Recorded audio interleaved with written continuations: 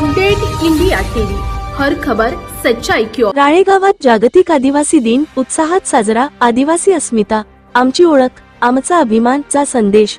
भगवान बिरसा मुंडा व वीर बाबूराव शेडमाके यांना अभिवादन। राळेगाव आदिवासी अस्मिता आमची ओळख आमचा अभिमान या ब्रीदवाक्यासह राळेगाव येथे जागतिक आदिवासी दिन मोठ्या उत्साहात आणि उत्स्फूर्त वातावरणात साजरा करण्यात आला। रविवार दिनांक 9 ऑगस्ट 2026 रोजी वीर बाबूराव शेडमाके यांच्या पुतळ्याजवळ आयोजित करण्यात आलेल्या या कार्यक्रमाला आदिवासी समाजबांधवांचा मोठा प्रतिसाद मिळाला।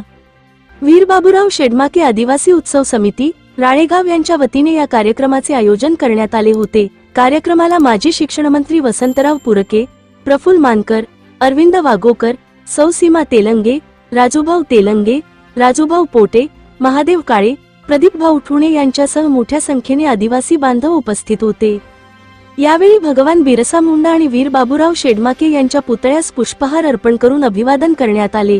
आदिवासी समाजाच्या गौरवशाली इतिहासाचे स्मरण करताना आदिवासी संस्कृती, परंपरा, कला आणि अस्मिता यांचे जतन व संवर्धन करण्याचा संकल्प उपस्थितांनी केला। जागतिक आदिवासी दिनाच्या निमित्ताने आदिवासी समाजाची एकता, सांस्कृतिक वारसा आणि सामाजिक हक्क याबाबत जनजागृती करण्याचा संदेश देण्यात आला। संपूर्ण कार्यक्रम शांततेत, उत्साहपूर्ण आणि शिस्तबद्ध वातावरणात पार पडला। प्रतिनिधी स्वप्नील गोटेकर, राळेगाव। मग आपण मागे वळून पाहत नाही, त्यांची कुर्बानी लक्षात घेत नाही आणि म्हणून मग आपण उथळपणे वागतो, आपल्याला कदर येत नाही। आज मात्र स्वतः आपल्याला स्वातंत्र्य मिळालेलं आहे, पण स्वातंत्र्याचा हा सूर्य जेव्हा जन्माला आला तेव्हा अनेक लोकांच्या रक्ताच्या थारोळ्यामध्ये स्वातंत्र्याचा सूर्य जन्माला आला। तर सोपं हे नव्हतं, स्वातंत्र्य सोपं नव्हतं रेखा। आणि म्हणून त्या लोकांनी जे काही केलं असेल त्यांच्या 25%, 10%, 5% जे आपल्याला समर्पण करता आलं ना, तरी माझ्या देशाचं स्वातंत्र्य अबाधित राहू शकतं।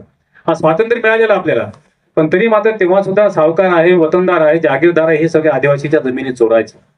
ही सुद्धा माणसं अत्यंत प्रामाणिक, दिलेल्या शब्द पाळायचे ना, 2-2, 3-3 लुगड्याच्या पात्रामध्ये, धोत्रामध्ये सुद्धा जमिनी देऊन टाकायचे। अशा प्रकारचा प्रचंड मोठा दिलदारपणा या लोकांच्या ठिकाणी होता। आजही हा विषय संपलेला नाही। आपण सगळे या ठिकाणी आहोत। आजही आदिवासी जमीन आम्हीच लोक चोरायला लागलेले आहोत।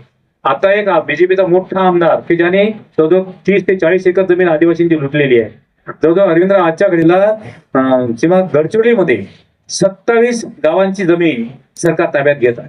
27 आणि 5 जवळजवळ 32 गावांची जमीन लोक ताब्यात घेत आहे।